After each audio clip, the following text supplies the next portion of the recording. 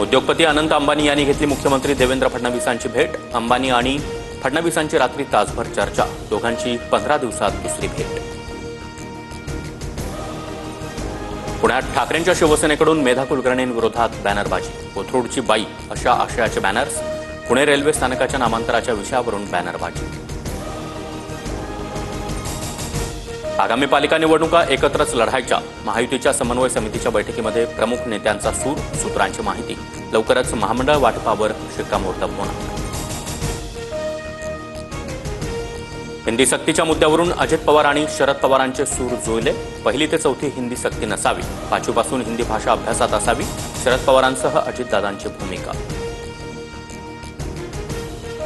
राज्यात कोरोनाच्या 25 नव्या रुग्णांची नोंद। सध्या सक्रिय रुग्णसंख्या 256 वर। राज्यातील सर्व रुग्णांना सतर्क राहण्याचे निर्देश। भंडाऱ्याची उधळण करत जेजुरी नगरीमध्ये माऊलींच्या पालखीचं स्वागत।